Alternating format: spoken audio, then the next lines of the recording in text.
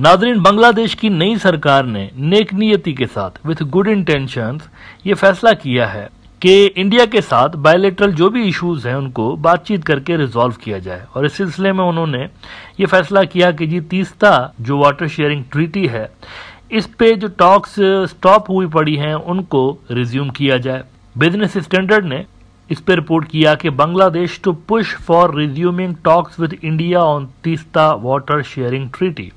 Hassan expressed confidence that the Teesta Treaty and other water sharing agreements with India would be resolved amicably। अच्छा, यहाँ से इस तरह के आपको अच्छे सिग्नल्स नजर आ रहे हैं बांग्लादेश की जानिब से, लेकिन इंडिया की तरफ से जो मैसेजेस भेजे जा रहे हैं, पॉलिटिकल सिग्नलिंग भेजी जा रही है, वो कुछ अच्छी नहीं है।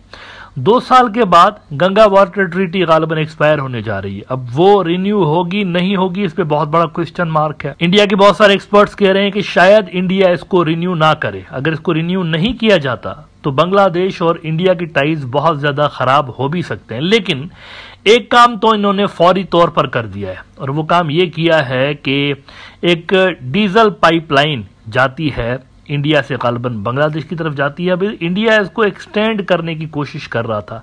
पिछली जब सरकार थी तो एक प्लान बनाया कि जी इसको ना दूसरे मुल्कों तक भी एक्सटेंड किया जाए, लेकिन इंडिया ने उस प्लान को अब ब्रेक लगा दिया, उसको खत्म कर दिया है कि अब ये जो नई सरकार आई है ये फ्रेंडली सरकार चूंकि नहीं है, ये वो सरकार नहीं जो कि हम चाहते थे, लिहाजा ये प्रोजेक्ट हम बंद कर देते हैं।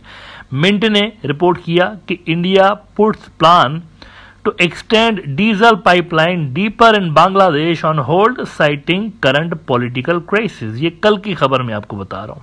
The supply of petroleum products is crucial for Bangladesh, which is heavily dependent on diesel to power its key textile industry। अब देखें, ये सियासी सिग्नलिंग है। असल में इंडिया की जानिब से बांग्लादेश को ये सियासी सिग्नल्स भेजे जा रहे हैं कि हम आपके साथ तब तक काम नहीं कर सकते जब तक आप हमारी डिक्टेशन को कबूल नहीं करते। तो ये अप्रोच में आपको फर्क नजर आ रहा है। डिस्पाइट द फैक्ट के दोनों मुल्कों के दरमियान टाइज कुछ बेहतर नहीं है, लेकिन फिर भी बांग्लादेश की नई सरकार कोशिश कर रही है वर्किंग रिलेशंस बरकरार रखने के हवाले से, लेकिन वहां से न्यू दिल्ली से जो सिग्नलिंग दी जा रही है वो कुछ बेहतर नहीं है। आज फर्स्ट पोस्ट के अंदर इंडिया के एक बड़े एनालिस्ट हैं राजीव श्रीनिवासन साहब, उन्होंने एक बड़ा इंटरेस्टिंग आर्टिकल लगाया है। वो कहते हैं कि The geopolitical fallout from Bangladesh, what should India do? अब उसमें वो कहते हैं कि the fall of Hasina government and the long-term threat of climate change compel India to rethink its Bangladesh policy।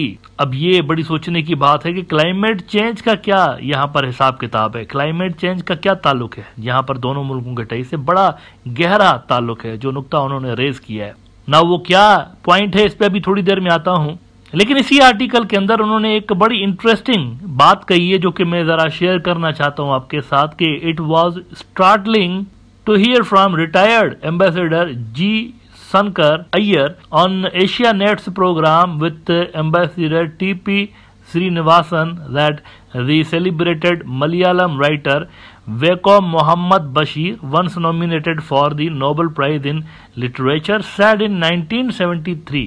Malayalam है कोई, केरला में ज्यादातर मलयालम लोग रहते हैं, तो गालिबन ये वहां के थे। एक मर्तबा नोबेल प्राइज के लिए भी नॉमिनेट किए गए, इंडिया की बड़ी शख्सियत थे मोहम्मद बशीर साहब। उन्होंने 1973 में कुछ अल्फाज कहे थे जो कि अब इंडिया के पॉलिसी मेकर्स को याद आ रहे हैं और इंडियन एक्सपर्ट्स को याद आ रहे हैं कि in Bangladesh we have created yet another enemy. With his novelist insight, Bashir understood that the two-nation theory held sway among certain sections of Bengalis। यानी 1973 में 1973 में कुछ इंडियन एक्सपर्ट्स कह रहे थे कि आपने असल में ये कोई बड़ा अच्छा काम नहीं किया, आपने असल में अपने लिए एक और एनिमी पैदा कर दिया है। तो this is how Indian experts are looking at the situation. Basically बहुत सारे एक्सपर्ट ये समझ रहे हैं कि कोई दूसरा पाकिस्तान हमारे सर पे आके बैठ गया है, जो सिचुएशन वहां पर हुई है। अच्छा, क्लाइमेट चेंज वाली क्या बात है जो कि इंडिया को फोर्स करेगी, वो कह रहे हैं फोर्स करेगी, इंडिया को कंपेल करेगी कि वो अपनी बांग्लादेश पॉलिसी चेंज करे। वो सिचुएशन ये है, वो कहते हैं कि the third question is what this mean for Bangladesh, India and the region going forward, specially as climate change may alter the very geography of the area. بڑی گہری بات بتا رہے ہیں وہ. کلائمیٹ چینج کی وجہ سے جیوگرافی تبدیل ہوگی اور بہت جلد تبدیل ہونے جا رہی ہے. According to the recent studies وہ کہتے ہیں it is predicted that as much as 11% of the land area of Bangladesh could be underwater by 2050.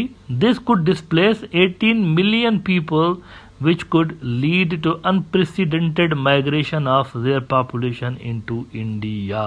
یہ بھی ایک فیکٹر ہے. اس طرح سے بھی انڈیا کے بہت سارے ایکسپرٹس اور پالیسی میکرز دیکھ رہے ہیں. اچانک سے یاد آ گیا نا, پہلے جب شیخ حسینہ تھیں تو یہ یاد نہیں آ رہی تھی چیزیں کہ ایسا بھی ہو رہا ہے, لیکن اب یاد آ رہی ہیں کہ بھائی یہ تو اگلے 25-30 سال کے اندر 11% جو بنگلہ دیش کا ایریا ہے وہ سمندر کے اندر چلا جائے گا, نیچے والا خاص طور پر جو ایریا ہے, اور اس سے پھر لاکھوں کی تعداد میں جو مائگریشنز ہیں وہ سٹارٹ ہوں گی, اور مائگریشنز ہوں گی ہی انڈیا کی طرف, کیونکہ آجو باجو کوئی اور ملک ہے نہیں. میانمار میں وہ جائیں گے نہیں, سول وار ہے, اتنا زیادہ کوئی ڈیولپڈ ملک نہیں ہے, روزگار کے مواقع نہیں ہیں, کچھ بھی نہیں ہے, انڈیا کے اندر ہے.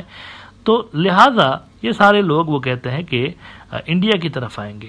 اب اگر انڈیا کی پالیسیز فرینڈلی رہیں گی اور انڈیا کی پالیسیز سخت نہیں رہیں گی بنگلہ دیش کے حوالے سے, تو بہت سارے انڈین ایکسپرٹ سمجھتے ہیں کہ پھر تو یہ سارے کی ساری جو مائگریشن ہماری طرف ہوگی اس سے تو پھر ہمارے لیے پرابلم کریٹ ہو سکتا ہے. دور کی کوڑی سوچ رہے ہیں. اب دیکھیں اسی طرح کے جو آرگیومنٹس ہیں وہ مالدیوز کے ساتھ بھی, جو انڈیا کے ٹائز بیچ میں ڈاؤن گریڈ ہوئے تھے, تو اسی طرح کے آرگیومنٹس انڈیا کے جو ایکسپرٹس ہیں وہ بلڈ کر رہے تھے. یہ ہائپوتھیٹیکل چیزیں ہیں. اب یہ کیوں بھول جاتے ہیں کہ اگر سمندر اوپر آ رہا ہوگا تو یہ ملک بھی اپنے آپ کو بچانے کے لیے ٹیکنالوجی کی بھی ہیلپ لے سکتے ہیں, کچھ اور کر سکتے ہیں اپنی زمین بچانے کے لیے. لہٰذا یہ فی الحال ایک ازمپشنس ہیں کہ دیکھیں جی آپ کے یہاں سمندر آ جائے گا, آپ ڈوب جائیں گے اور آپ کی آبادی ہماری طرف آ جائے گی, اسی لیے آپ ہماری بات سنیے. یہ بڑا ہی ویگ قسم کا ایک ٹرم ہے جو کہ میرے خیال سے استعمال کیا جا رہا ہے. اگر فرض کریں کسی ملک کا کوئی علاقہ سمندر کے اندر چلا بھی جائے تو آبادی اسی ملک کے اندر دوسرے علاقوں میں بھی تو جا سکتی ہے نا. ضروری تو نہیں کہ وہ وہاں سے اٹھ کے تو دوسرے ملکوں کی طرف دیکھنا شروع کر دے گی. لہذا یہ ویگ ٹرمز ہیں. انڈیا کو البتہ یہ چیز ضرور ذہن میں رکھنی چاہیے کہ بنگلہ دیش کے ساتھ اگر وہ اپنے ٹائز ڈاؤن گریڈ کرتے ہیں, خراب کرتے ہیں, تو ان کے نارتھ ایسٹ کے اندر بہت زیادہ مسائل کریٹ ہو سکتے ہیں. یہ بات انڈیا کو ذہن میں رکھنی چاہیے. اور آن ٹاپ آف دیٹ سب سے بڑی بات آخر میں یہ میں ان کو سجیسٹ کرنا چاہوں گا کہ ایک اسٹریٹجک گیپ آپ کریٹ کر رہے ہوں گے. یہاں پر اگر آپ بنگلہ دیش کے ساتھ انگیج نہیں ہوں گے تو اسٹریٹجک گیپ آپ کریٹ کر رہے ہوں گے, اور مجھے یہ بتانے کی ضرورت نہیں ہے کہ وہ اسٹریٹجک گیپ کون فل کر رہا ہوگا. مینلی 3 کنٹریز ایسے ہیں جو کہ اس اسٹریٹجک گیپ کو فل کر رہے ہوں گے جو کہ آپ چھوڑ رہے ہوں گے. چائنا, امریکہ اور ٹو سم ایکسٹینٹ پاکستان. یہ ملک ایسے ہیں جو کہ انڈیا کے دوارا چھوڑے گئے اسٹریٹجک گیپ کو کیپچر کرنے کی کوشش کریں گے, ویکیوم کو فل کرنے کی کوشش کریں گے. تو بنگلہ دیش کے ساتھ اس طرح کی ڈاؤن گریڈڈ ٹائز رکھنے سے نقصان انڈیا کا اپنا بھی ہونا ہے.